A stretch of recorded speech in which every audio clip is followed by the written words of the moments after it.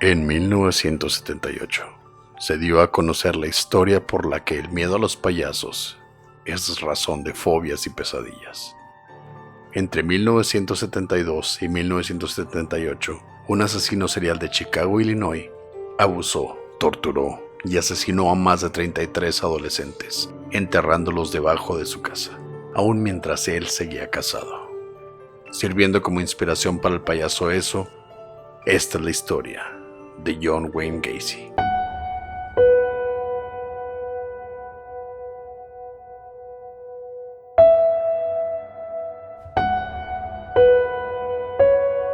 Estás escuchando Señales Podcast.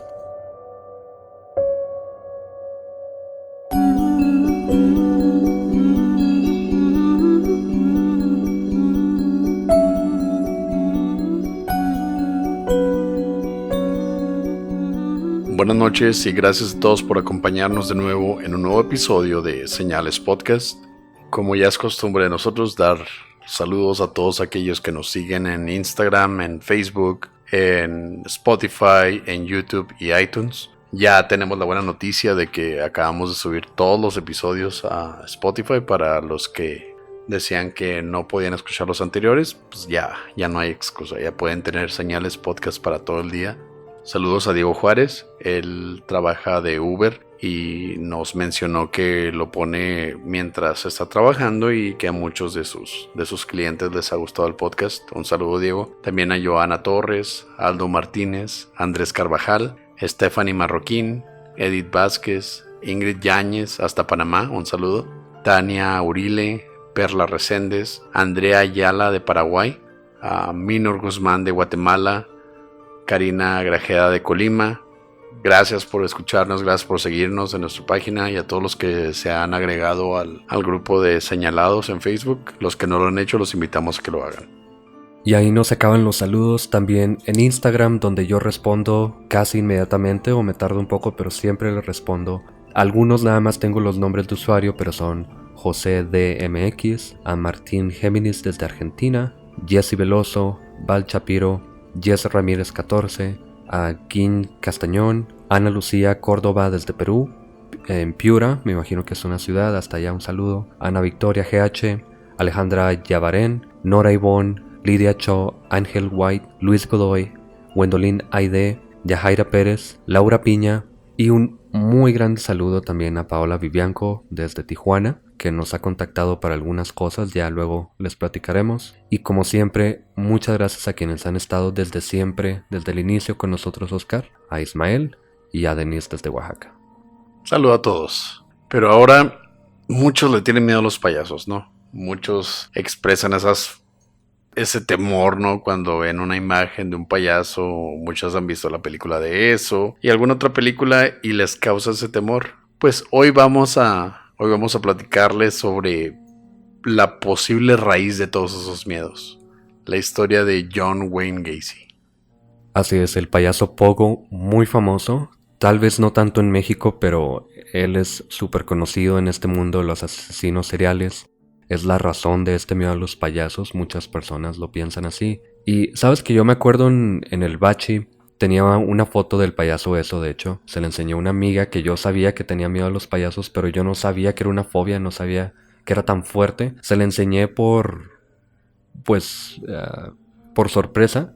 Y ella se soltó llorando, estaba temblando, realmente tuvo un ataque de pánico nada más por una foto. Fíjate que ahora que los mencionas, 2 de mis exnovias tenían esa fobia y todos los que nos escuchan saben que tengo esa maña de ser un pendejo, ¿no? Con la gente. Entonces a Mónica Razo, sé que nos escuchas, gracias también por escucharnos. Ella también hizo su pedido de playera. A ella me acuerdo que una vez fui a Blockbuster cuando todavía se podían rentar películas, ¿no? Y videojuegos. Y fui con un amigo, entonces estábamos pasando por los pasillos y me topé con la película de eso, donde sale así la cara de Pennywise así grande. Le tomo la foto y se la mando a ella, ¿no? Entonces me marca así, te odio, o sea, te odio. Esa fue una. También otra, supe de Sofía, una de mis exnovias también. Ella tenía un pavor por los payasos. Una vez que andábamos en el centro de aquí de Chihuahua, en la calle Libertad, que es una de las calles principales del centro de Chihuahua, los que son de aquí, pues saben de qué hablo. Había una payasita, ¿no? Una payasita que te hacía globos de animalitos y todo ese pedo. Entonces yo, salimos de una tienda, entonces me dio por hacer la maldad, ¿por qué no? Le digo, oye, no voltees, le tapo los ojos y la llevo enfrente de la payasita. Entonces la payasita así en buena onda, ¿no? Hola, mija, ¿cómo estás? Y que la madre.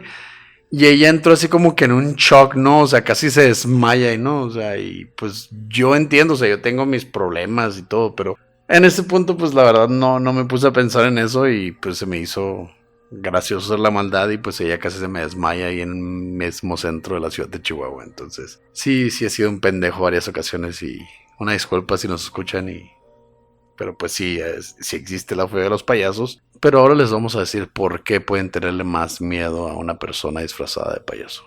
John Wayne Gacy nació el 17 de marzo de 1942 en Chicago, Illinois. Tenía 2 hermanas, una mayor y una menor que él. Su papá, John Stanley, era un reparador maquinista de la Primera Guerra Mundial y su mamá era una ama de casa que se llamaba Marion Elaine. De niño, John tenía buena relación con su mamá y sus hermanas, pero su papá, que ya viene siendo una costumbre en estos temas, era un alcohólico que abusaba de toda la familia. Llegó a golpear a John con un cinto de piel solamente por desacomodar, sin querer, cabe destacar, unas partes de un carro que su papá estaba arreglando, y además lo ridiculizaba constantemente al compararlo con sus hermanas, llamándolo tonto y estúpido, y aunque John, ya cuando lo atraparon, confesó siempre haberse sentido un bueno para nada a los ojos de su padre, dijo que a pesar de todo esto, no lo odiaba. Que no le creo, la verdad. No, o sea, obviamente eso va generando un resentimiento que repercute en tu personalidad, en tu forma de vivir. Y pues yo digo que hasta lo dijo por compromiso, ¿no? O sea, sí me trató de la chingada, echó a perder toda mi vida, pero no, o sea, no lo odio. Obviamente era nada más por compromiso. Sí, y ya después a lo mejor sabremos por qué, pero sí, tampoco le creo. A los 6 años, John se robó un carrito de una tienda del barrio. Su mamá lo hizo regresar a la tienda y disculparse. Cabe destacar que pues literal lo hizo caminar, o sea, caminaron hasta la tienda para que él se disculpara. Cuando la mamá le dijo al papá de John lo que él había hecho, pues obviamente su papá lo golpeó fuertemente con un cinturón. Desde entonces su mamá, viendo las consecuencias de haberle contado a él lo que hizo John, intentó pues defenderlo, ¿no? Esconderlo de los castigos del papá. Un gravísimo error.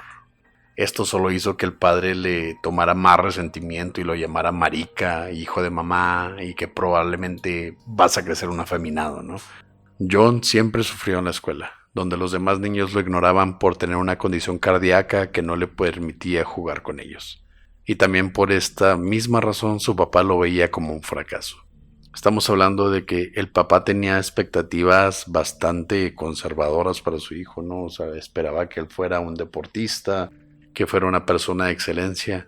Y esto ni siquiera fue decisión suya. El pobre mocoso, o sea, literal nació con un defecto cardíaco y eso literalmente ya está genéticamente es pedo del papá, ¿no? Tu hijo nació mal y ahora reprendes a tu hijo porque no puede hacer lo que tú quieres, dado que así nació. Entonces ahí estamos ya moldeando la personalidad de John desde muy pequeño. Sí, probablemente el papá tenía algún trauma por haber participado en la Primera Guerra Mundial, aunque era un ingeniero básicamente, pero supongo que tenía compañeros que regresaban sin piernas o muertos, cosas así. Entonces el alcoholismo obviamente no ayudaba, y aparte de estas ideas que se tenían antes de lo que tenía que ser un hombre supuestamente. En 1949, cuando tenía 7 años, John fue atacado sexualmente por un amigo de la familia, un contratista que se lo llevaba a pasear, que aprovechó para abusar de él en uno de estos viajes. John nunca le contó de esto a su papá por temor a que el papá le echara la culpa a John. O sea, un niño de 7 años iba a tener la culpa de que abusaran de él sexualmente. Eso fue lo mismo que el papá creó en la mente de John. Eso es como los padres, ¿no? De aquí de México que literal públicamente dijeron, creo que fue el cardenal Norberto Rivera el que dijo que los niños también tenían la culpa de que los padres abusaran de ellos sexualmente. Sí, o sea, de que los padres los padres de la iglesia, o sea, abusaran de ellos, de que los niños también tenían la culpa, no sé, por ser tan sensuales o algo así, o sea, es una pendejada, pero pues realmente es una forma de pensar que se puede transmitir a tu hijo, ¿no? Si lo crías de cierta manera. En la escuela, John, además de no ser nada deportista porque no podía, literalmente, y tenía sobrepeso por eso de que no podía hacer mucho ejercicio, él además se volvió básicamente una figura de autoridad y se le acercaba al prefecto, a quien le ayudaba para ver que todos se comportaran bien, que fueran fajados, todas estas cosas, y le hacía favores a los profesores también.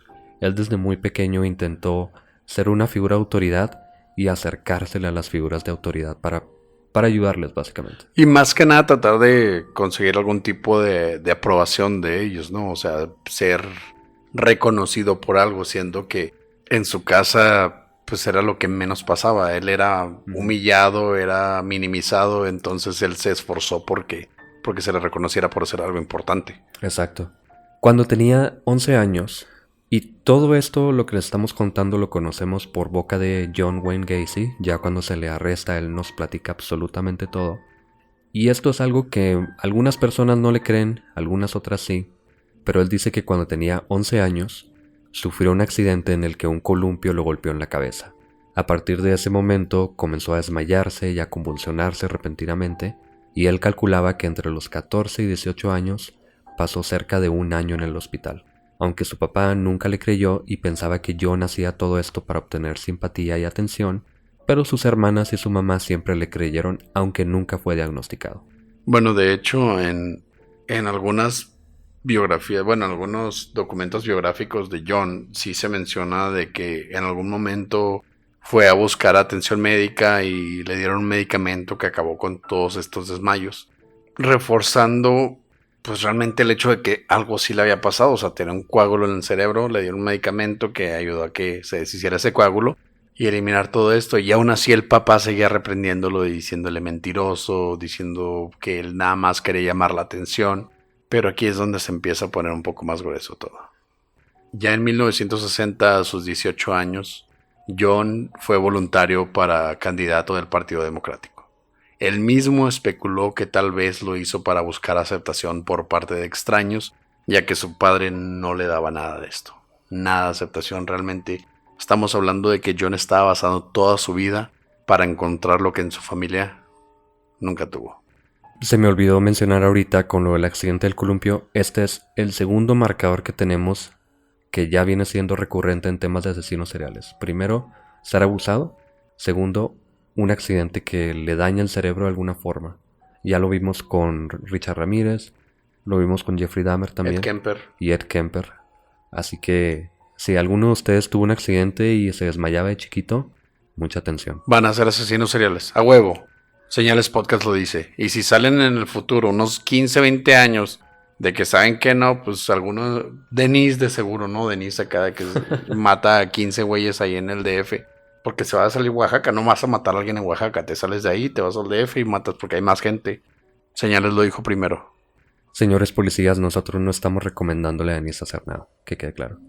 Ese mismo año, en 1960, John se escapa a Las Vegas, donde consiguió un empleo en una morgue, en donde además dormía en un cuartito en la parte de atrás.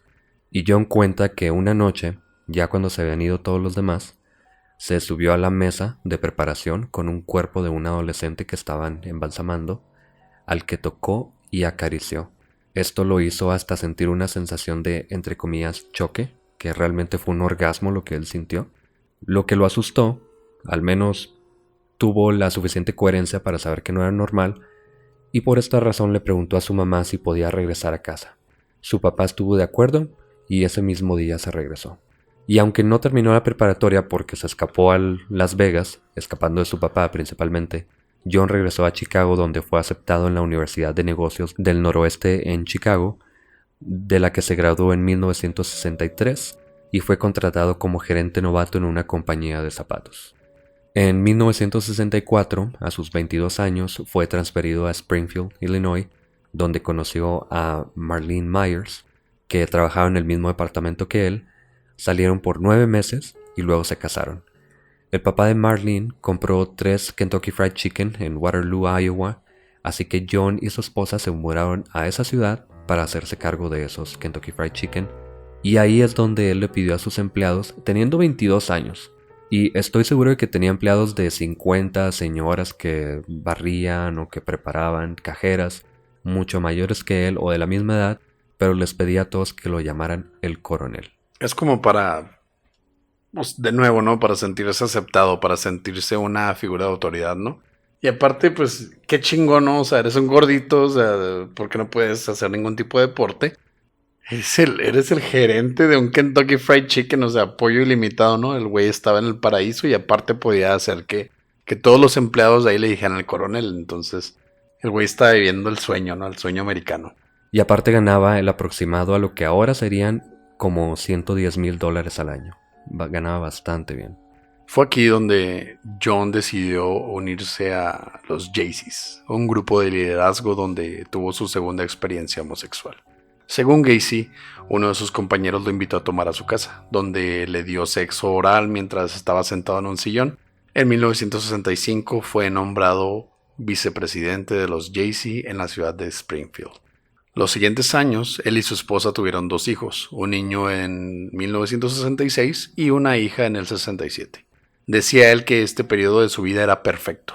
Como lo mencioné, o sea, tienes a tu familia, tienes a tus hijos, eres el gerente de los Kentuckys y te dicen el coronel. Incluso llegó a ganarse la aprobación de su padre y hasta llegó a pedirle perdón. Literal, su papá le pidió perdón viendo que su hijo ya estaba pues haciendo algo de su vida, ¿no? Estaba siendo alguien importante en sociedad. Y pues menciona John que su papá le pidió perdón. Que es algo que pues realmente, según yo, a mi punto de vista, eso ya como que te cierra el tipo de patrón que tienen los asesinos seriales. Porque ninguno de los asesinos seriales de los que hemos hablado ha tenido esa parte de redención, ¿no? En su vida. Pues yo pensaría que él ya había arreglado su vida y podía seguir siendo normal. Pero no era así. Aunque John tenía la vida perfecta, él nos damos cuenta de que llevaba una doble vida en este momento. Le era infiel a su esposa constantemente con prostitutas, además de tener un club en el sótano de su casa, a donde por cierto no dejaba entrar a su esposa para nada, y en ese club, en su sótano, él tomaba y jugaba billar con sus empleados, y a muchos les hacía proposiciones sexuales. Pero John siempre tenía esta actitud de que si él le hacía una proposición sexual a uno de ellos y se negaban o lo tomaban como un insulto o como algo poco profesional porque trabajaran para él decía que era una broma o que estaba poniendo a prueba su moral. Él decía: yo soy tu jefe, qué bueno que me dijiste que no, yo sé que eres persona bien. Era puro pedo, güey. Te estaba poniendo a prueba, ¿no? O sea, es como cuando le dices a alguien, oye, vamos a robarnos un banco, güey, y matar a un niño, ¿no? Güey, ¿estás loco? Nah, güey, era broma, o sea, era ver qué tan correcto eres, ¿no? O sea, así se le llamaba a John, pero estoy seguro de que si alguien accedía, pues, chido para él, ¿no? Él se aventaba el... Sí, claro, obviamente. En agosto de 1967, John comete su primer abuso sexual. Un adolescente llamado Donald Borges, hijo de uno de sus compañeros de los Jaycee, que son este grupo de liderazgo, fue invitado a casa de John con la oferta de ver películas pornográficas. Bien normal este pedo, obviamente. Vamos a ver porno. Fuga. Ya en casa de John, lo alcoholizó y le decía que si alguna vez se había quedado con las ganas de tener relaciones con una mujer por ser rechazado, entonces podía tal vez experimentar con un hombre porque de todas maneras se siente igual que te la chupe un hombre y nunca falla. Así le decía. Y esto lo dijo varias veces, pero esta es la primera persona a la que se lo dice. En fin, lo convenció de darle sexo oral. Y esto lo fue haciendo con varios de sus empleados. Güey. O sea, aquí ya este güey estaba demostrando cada vez más su enfermedad. Estaba ya manipulando a sus empleados. Ya estaba, como quien dice, trabajando a sus posibles víctimas. Nada más para satisfacer su deseo sexual. O sea, sí está mencionado en varias de sus confesiones. Bueno, de parte de su confesión, sí decía él que era un adicto al sexo. Era una persona muy sexualmente activa. Y realmente su mujer, su esposa, no lo llenaba. Entonces él empezó a experimentar por otros lados, pero siempre tuvo este este tipo de inclinación homosexual. Después de esto, en marzo del 68, Voorhees le confesó a su papá lo que había pasado, por lo que decidieron denunciar a Gacy. Él obviamente negó totalmente las acusaciones, diciendo que se trataba de un ataque político, ya que casualmente el padre de este chavito, de Voorhees, fue contendiente opuesto a John Gacy en la presidencia de los Jaycees. Y exigió una prueba de polígrafo, que es el detector de mentiras, que pues falló miserablemente. En mayo de este mismo año se procesaron cargos de sodomía en contra de John Wayne Gacy, por lo que John le tuvo que pagar a uno de sus empleados. Bueno, o decidió, no tuvo que, pero decidió pagarle a uno de sus empleados para que le pusieran una friega a Voorhees, no, para que lo golpearan y lo intimidaran para que no testificara en contra de él. Cosa que, pues obviamente, o sea, te están dando una feria por pegarle a uno de tus compañeros de trabajo, chance de te cae mal, pues vas y le pegas, ¿no? Cosa que hicieron en septiembre de ese año por la cantidad de $300, que pues en ese tiempo sí era bastante dinero, mientras le gritaban que no testificara. Voorhees denunció al atacante, al que le puso la friega, quien al inicio negó el crimen, pero pronto pues soltó la sopa, ¿no? Dijo, ¿sabes qué? Gacy me pagó $300 por golpear a este chavo para que no testificara. Ya después de esto se le obligó a John a hacerse una evaluación mental, con la que se le diagnosticó un desorden de personalidad antisocial. Este es un foco rojo también, como todos los asesinos seriales que hemos platicado. Todos tienen este tipo de doble mentalidad, ¿no? La normal y la otra que cuando entran en ese tipo de estado, no sé si sea de este estado de tipo euforia cuando están cometiendo sus crímenes, es algo un poco más mencionado en los casos de los asesinos seriales conocidos. Entonces, ya ahí estamos yendo por la misma línea. Siendo que el desorden de personalidad antisocial era caracterizada por sociopatía y psicopatía. Cuando lo diagnosticaron a John, también dijeron que él nunca iba a poder verse beneficiado por ningún tipo de terapia o tratamiento, que siempre iba a ser un conflicto para la sociedad, básicamente no podía vivir en sociedad, pero que era competente para someterlo a juicio. Esto no era excusa para lo que había hecho. Se le sentencia a 10 años de prisión por el crimen de sodomía, que es un crimen bastante cuestionable, pero lo hizo contra un menor de edad, forzándolo básicamente, así que al menos lo pudieron sentenciar. Su esposa se divorcia inmediatamente de él, aunque se esperó hasta que lo sentenciaron, como buena esposa, la verdad, porque ella no sabía si sí o si no, y hasta que lo encuentran culpable, bueno, ya me divorcio.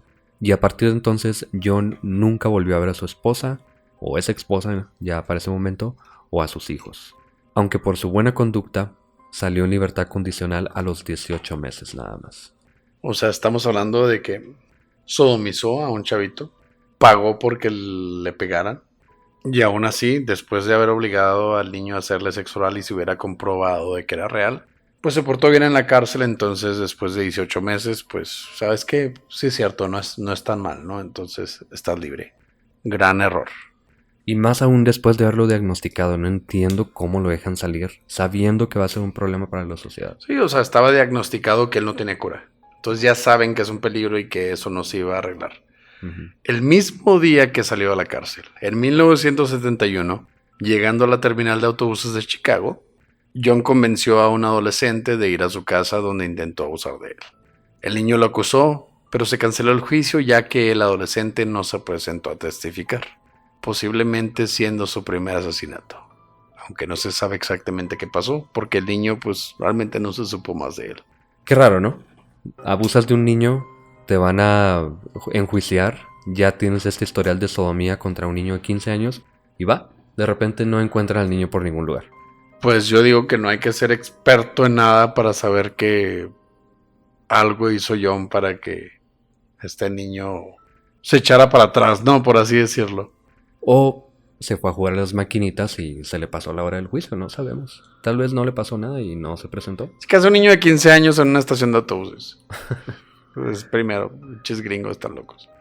Algo que se nos pasó mencionar, y esto tiene que ver con que el papá de Gacy ya le había dicho que que estaba orgulloso de él y que se había equivocado, ya tenía esta redención, como decías, Oscar. Mientras él estaba en la cárcel cumpliendo su sentencia de 10 años, que luego serían nada más 18 meses, el papá muere repentinamente. Cuentan los custodios que en ese momento en que le dieron la noticia, él se tiró al suelo, empezó a llorar, empezó a temblar básicamente de coraje, y esto parece que marca mucho a John. Es muy poco tiempo antes de que salga de la cárcel y no sé si esto haya afectado realmente su... Pues ya tenía esta historia, no digo que esto comenzara con esto... Pero como que lo reforzó, ¿no? O sea, Sí. más que activar algo en su cerebro, como que reforzó ese tipo de problema que tenía ya. Entonces, pues ya ahí es cuando empieza la verdadera historia de John Wayne Gacy ya salido de la cárcel, viendo que pues después de haber hecho todo eso no hubo repercusión así grande, por así decirlo. Entonces ahí es donde va lo bueno. Ya cuando sale John de la cárcel, como contabas, Oscar, ese mismo año se casa con una mujer llamada Carol Huff. Compraron una casa con ayuda de la mamá de John, le prestó algún dinero y se fueron a vivir juntos. Y John, obviamente, ya cumpliendo su sentencia, y le dieron nada más 18 meses porque tenía muy buena conducta, lo vieron que ya se había rehabilitado, obviamente. Así que todo perfecto, ya no pasa nada. Aquí Sí, ya se le quitó lo loco al güey. Sí, no, aquí terminamos el episodio, ¿verdad? Gracias por acompañarnos en una nueva edición de Señales Podcast. Una semana antes de casarse, John fue arrestado por agresión.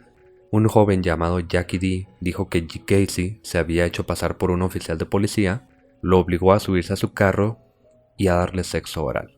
Aunque los cargos fueron cancelados porque Jackie intentó chantajear a Gacy con cancelar la denuncia a cambio de dinero. Por alguna razón, si tú eres víctima e intentas pedirle dinero a tu atacante, esto es razón para cancelar el juicio. Pues es que eso ya no te hace tan víctima, ¿no? Porque te estás aprovechando de eso, literal. Ahí lo vieron más como que Gacy era la víctima de extorsión. Y ponemos ahí unos signos de interrogación así bien cabrones. Porque primero que nada, o sea, ¿qué policía te pide que se la mames, güey? ¿Qué policía te va a pedir eso? ¿Y por qué lo haces, güey, si es un policía? Bueno, era un niño. Obviamente no sabía qué hacer, tenía miedo, supongo, así que pues lo entiendo un poco. No hay que echar la culpa a la víctima en este caso, que sí creo que haya sido la víctima Jackie. Que ya haya querido sacarle dinero a Gacy, bueno, esa es otra cosa. Ahí ya no era tan niño, ¿verdad? A lo mejor el papá le dijo algo que podía sacar dinero porque él ya tenía pues bastante dinero. Gacy no era cualquier baboso ahí, él estaba bien acomodado, así que no sabemos realmente qué ha pasado.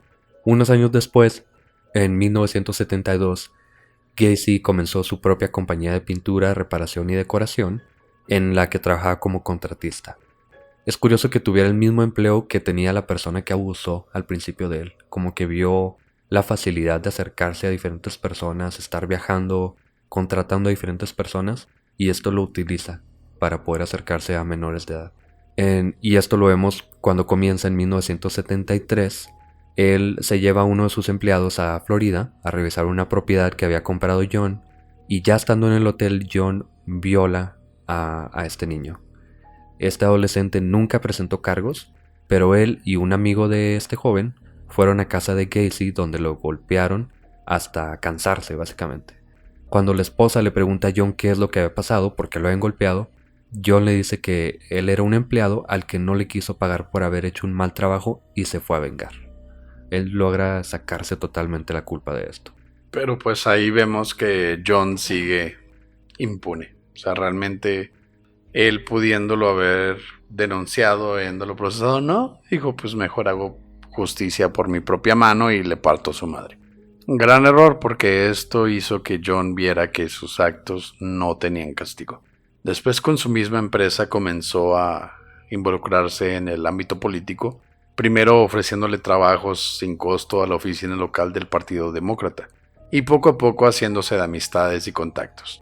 En el 75 es cuando Gacy inventa su personalidad, el famoso payaso Pogo, con el que se presentaba en eventos de caridad, colecta de fondos para el partido y visitas a hospitales infantiles.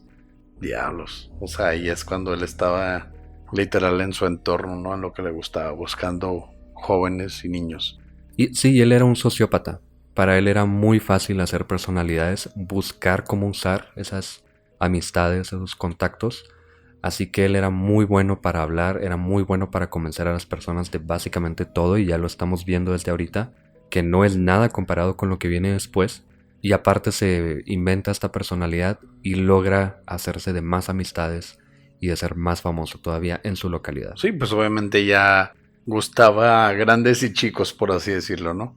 Algo que es curioso y llama mucho la atención es que el maquillaje de Pogo, el payaso, tenía muchas orillas puntiagudas. Los ojos eran triángulos, la boca terminaba así como el Joker, básicamente en unos picos. Aunque generalmente los payasos, cuando se pintan la cara, utilizan formas muy redondas. Y esto lo hacen para parecer más inocentes, más graciosos, para no asustar a los niños, aunque Gacy hace totalmente lo contrario. Además, Gacy empieza a hacer muchas fiestas en su casa, fiestas de disfraces, y empieza a hacerse más popular todavía. Curiosamente, nos damos cuenta de que las amistades de Gacy siempre dijeron que la casa olía muy mal, por alguna razón. ¿Quién sabe qué sería, verdad? ¿Quién sabe? En 1975, John le dice a su esposa, como decías tú, Oscar, de que él no se sentía satisfecho sexualmente. Él le dice a su esposa que es bisexual, entre comillas. Él nunca quiso aceptar que era homosexual. Le confiesa que es bisexual. Y un día, que de hecho fue el Día de las Madres de ese año, tuvieron sexo y le dijo a su esposa que ya no iban a volver a tener sexo, nunca jamás. John comenzó a ausentarse de casa, llegaba a altas horas de la noche con la excusa de estar trabajando mucho, pero su esposa varias veces lo vio llegando con adolescentes directamente al sótano, a donde no podía entrar tampoco, y le descubrió revistas homosexuales. Ella pidió divorcio en marzo de 1976 y Gacy se lo dio sin batalla. Sí, pues obviamente, ¿no? No vamos a tener sexo por un año. Pues obviamente ya se hartó y le dijo, sabes que pues estás metiendo chavitos y tienes fotos de güeyes encuerados, entonces pues se me hace que esto no va a funcionar, no sé, o sea, no eres tú, soy yo. Luego de que Gacy fuera arrestado, es que nos dimos cuenta de lo que pasó en ese tiempo. Nos vamos a dar cuenta de por qué su casa olía tan raro, ¿no? Y todo empieza en enero de 1972 y estas son palabras de John Wayne Gacy. Todo está registrado como su confesión oficial. Realmente todo esto lo pueden encontrar si buscan la confesión original de John Wayne Gacy. Todo esto lo van a ver. En 1972, ya casado, John convenció a un niño de 16 años llamado Jack McCoy a quedarse en su casa mientras esperaba un camión hacia Omaha al día siguiente. Luego de prostituírsele a John, o sea, literal, el chavito le pidió dinero y dijo, pues nos aventamos un jale, ¿no? Y se quedaron dormidos. John se despertó en su cama y vio a Jack en la puerta de su cuarto con un cuchillo. Gacy obviamente se le lanzó a Jack encima. Jack levantó sus manos rindiéndose inmediatamente, cortándole el brazo por accidente. Gacy lo aventó contra la pared, golpeándole la cabeza y lo aventó al suelo. Después de esto, Jack, en un intento de defenderse, le dio una patada en el estómago a Gacy. Así que Gacy agarró el cuchillo y apuñaló a Jack hasta matarlo. Ahí viene lo más crudo, ¿no? O sea, después de la pelea, Gacy se fue a la cocina, donde vio la mesa preparada para los dos. Una cartera de huevos abierta y un trozo de tocino sin cortar. Dándose cuenta de que lo que realmente quería hacer Jack era preparar un desayuno para ambos. Algo romántico, ¿no? Literal, se levantó temprano el chavito, se puso a hacer el desayuno y fue a despertarlo para que fuera a desayunar con él. Entonces John ya lo había matado. Esta fue la primera víctima que Gacy escondió debajo de su casa, cubriendo la tumba con concreto.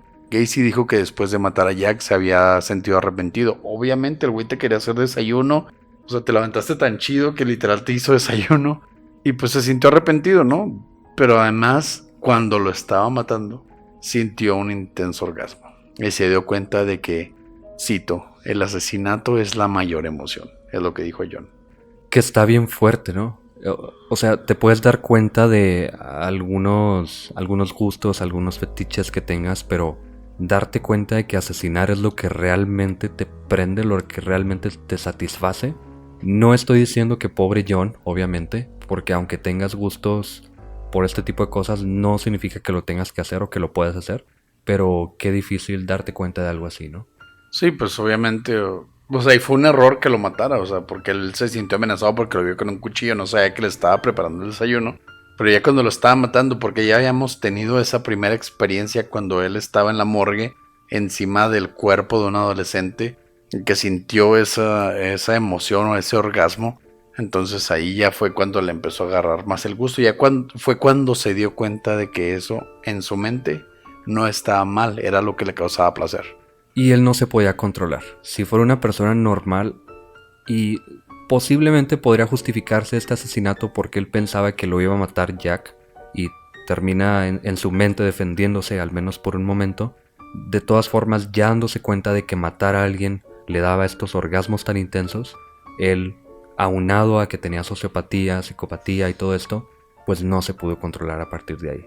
Aunque pasa algo otra vez muy marcado en los asesinos seriales. Gacy se da un tiempo entre este asesinato y los siguientes. Como Ramírez también, por ejemplo, dura algunos meses sin matar a nadie y luego vuelve a hacerlo, pues Gacy tarda 2 años. En 1974 dice Gacy que conoció a un joven al que le calculaba entre 14 y 18 años de edad. Que hay bastante diferencia entre esa edad en la fisiología de una persona, ¿no? Supongo que él sí sabía qué edad tenía, pero supongo que ahí se quiso hacer más dudoso. Tal vez. Bueno, a él lo ahorca, esconde el cuerpo en el armario por un tiempo antes de irlo a enterrar en el entresuelo.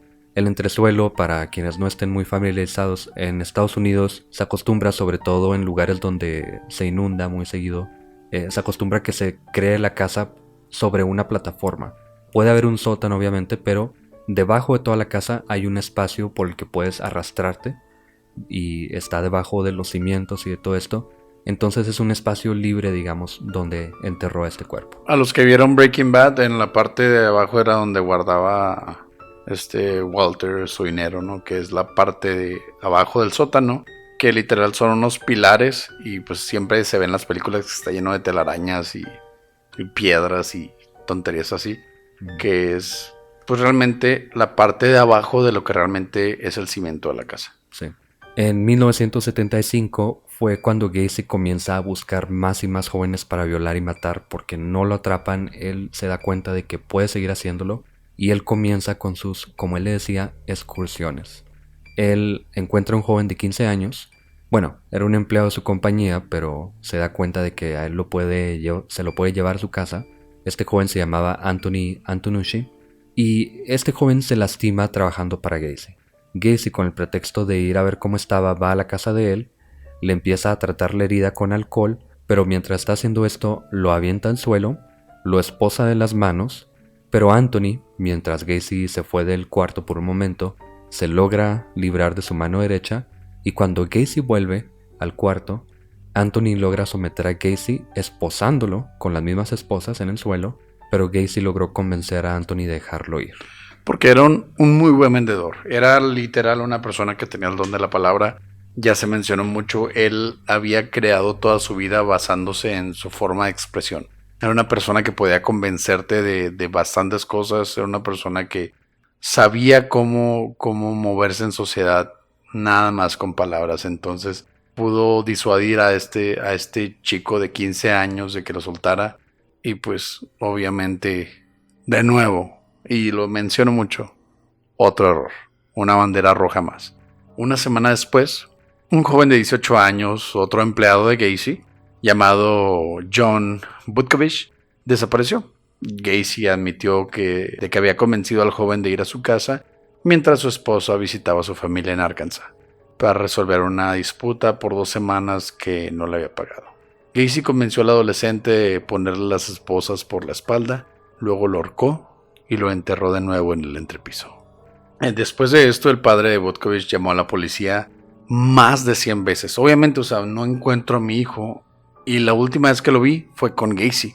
Entonces, durante el siguiente año, después de 100 llamadas, él seguía pidiendo que se investigara a John porque pues era claro, ¿no? Que la última persona con la que se había visto era Gacy. Y ya había todo este historial. Todos estos jóvenes se sabe que trabajaban para Gacy.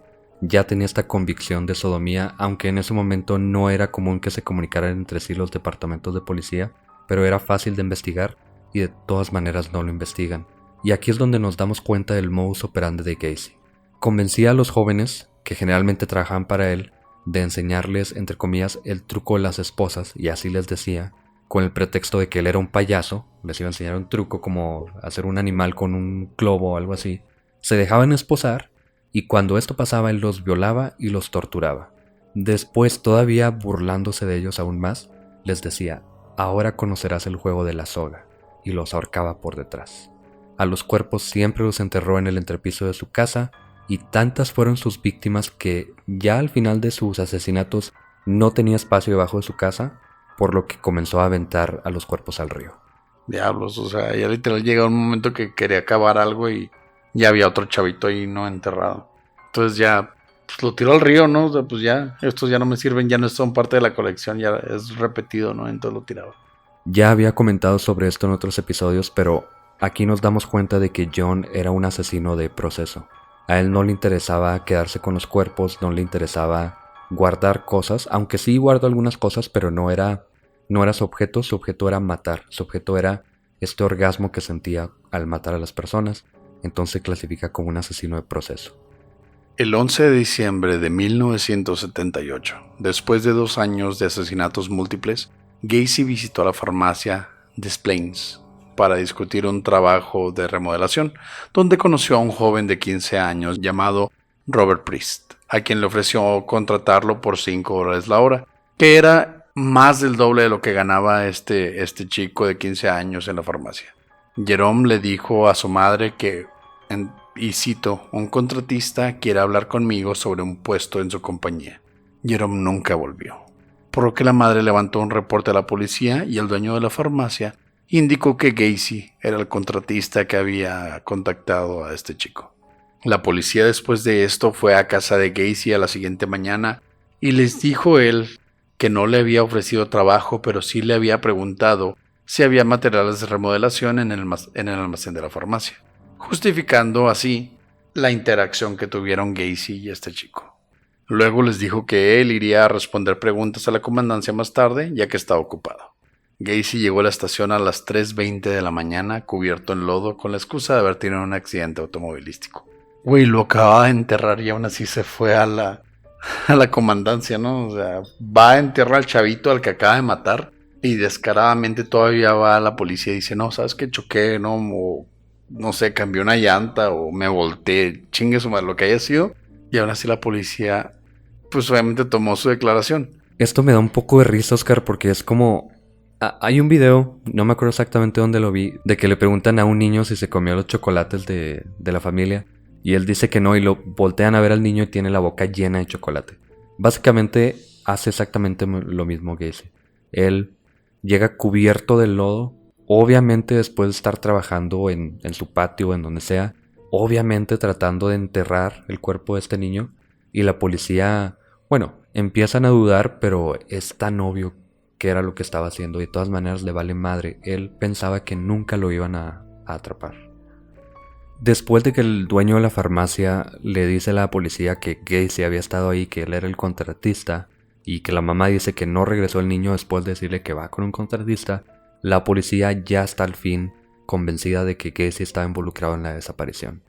Luego ellos, por fin, se meten a la base de datos de la policía, contactan a la policía que ya lo habían detenido por esto de sodomía en su pasado, y 2 días después, el 13 de diciembre, los agentes obtuvieron una orden de cateo y descubrieron varios artículos sospechosos en la casa de Gacy, incluyendo un anillo de graduación con las iniciales JAS, varias licencias de conducir, unas esposas, libros homosexuales y de pederastia, ropa de tamaños muy pequeños para ser de Gacy y una pistola. Durante estos días, además, la policía descubrió de varios adolescentes desaparecidos o cuerpos encontrados que se relacionaban con Gacy. Y este anillo, con las iniciales JS, resultó ser de John Allen Sick, quien había desaparecido en 1977 después de comprarle un carro a Gacy. O sea, ya literal ahí ya tenían todas las pruebas para agarrarlo, ¿no? O sea, ya era demasiado, ¿no? Los cuerpos que encontraron supongo que habían sido los del río y pues fueron tras de Gacy. Para el 18 de diciembre, Gacy comenzó a mostrar señas de cansancio por la constante investigación que la policía tenía sobre él. No se había rasurado, estaba ansioso y cansado. y comenzó a tomar bastante, además de perseguir a los oficiales constantemente para invitarlos a cenar y tratar de quedar bien con ellos, no tratar de alivianar un poco la tensión y convencerlos de que él era una buena persona. Sí, fíjate que ya sabes de 2 cuerpos, ya saben que una persona desapareció y ver conmigo, pero ¿qué te parece si vamos por unas hamburguesas y nos olvidamos de todo? Sí, te voy a echar unas cheves, ahí acóplate. Entonces, después de esto, el 19 de diciembre del mismo año, mientras los investigadores preparaban evidencia para una segunda orden de cateo, Gacy los invitó a su casa. Mientras uno de ellos le echó plática a Gacy para distraerlo, el otro entró a su cuarto para intentar leer el número de serie de una televisión de marca Motorola que pensaban que pertenecía a una de las víctimas. El oficial detectó un tipo de olor, ¿no? Se empezó a oler y olía así como, según el oficial, a muerto, que provenía del desagüe del baño. O sea, así bien normal, ¿no? O sea, oye, güey, huele a muerto. Y sabes que ya lo hemos escuchado en otros casos de los que no hemos hablado, pero los policías saben perfectamente cómo huele un cuerpo de una persona y por eso se da cuenta este detective. Durante los siguientes días, Gacy se dedicó a visitar a sus amigos y a su abogado. El 22 de diciembre fue que confesó a la policía que desde 1972 había matado a entre 25 y 30 personas, a quienes había ocultado como vagabundos o prostitutos, típicamente convenciéndolos o forzándolos a irse con él, haciéndose pasar por policía, ofreciéndoles trabajo en su compañía o dinero a cambio de sexo. Algo normal que le ofreces a un vagabundo o un prostituto, ¿no? Jale o dinero por sexo. A quienes luego esposaba y ahorcaba con una soga. El juego de la soga, ¿no? El maldito juego de la soga. Para enterrarlos en el entresuelo donde periódicamente esparcía cal para retrasar la putrefacción. Pero al parecer no fue suficiente porque uno de estos detectives llegó a darse cuenta del olor pútrido. Ya en detención, Gacy, habiendo confesado todo, parece que hasta se siente orgulloso de sus crímenes. Él, para ayudarle a los oficiales a encontrar los cuerpos, hace un diagrama y él dibuja exactamente dónde están los cuerpos. Él sabía dónde estaba cada uno y así es como los policías logran encontrar a 28 cuerpos abajo de la casa, y además dijo haber tirado 5 cuerpos más en el río, aunque nada más encontraron 4 de esos. El 6 de febrero de 1980 se le condenó a muerte por 33 asesinatos y se le ejecutó el 9 de mayo de 1994. Antes de morir por la inyección letal a la cual había sido condenado, John Wayne Gacy, conocido como Pogo el Payaso, dijo: matarme no va a revivir a ninguna de las víctimas. El Estado me está asesinando y nunca van a saber de los demás. Las últimas palabras de él fueron: bésenme el trasero. Y así termina la historia de Pogo el Payaso, Oscar. No contamos de todas las víctimas porque sería demasiado hablar de cada una de ellas. Además, él tenía un método ya muy establecido: hacerles pasar por este juego de las esposas y luego el juego de la soga, enterrarlos en su casa o aventarlos al río, y así se la llevó por 2 años. A veces hacía lo mismo varias veces durante la misma semana, o en un mes o en 2 meses. No tuvo un descanso desde que empezó. Y cabe destacar que, a raíz de este caso, se instauró el protocolo de la alerta Amber en 1984, que básicamente dice: no tienes que esperarte 24 horas para denunciar que alguien está desaparecido, y con alguna descripción que tengas de esa persona o de la posible persona que se la haya llevado, generalmente una niña, puede ser un niño, quien sea, ya se alerta en el público en general, en la televisión, ahora en los celulares también.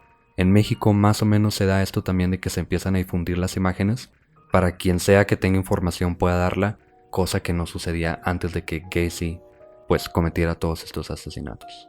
Yo me pongo a pensar y la verdad yo sé que él siempre lo hacía fuera de personaje, pero la gente que lo conoció de payaso y que llegó a ser su víctima, yo pienso que sus últimos momentos fueron ver a Pogo el Payaso amarrándote, violándote y después estrangulándote. Eso ha de ser es material para pesadillas, de hecho. ver a Pogo el payaso terminando con tu vida. Gracias por acompañarnos en una nueva edición de Señales Podcast. Buenas noches.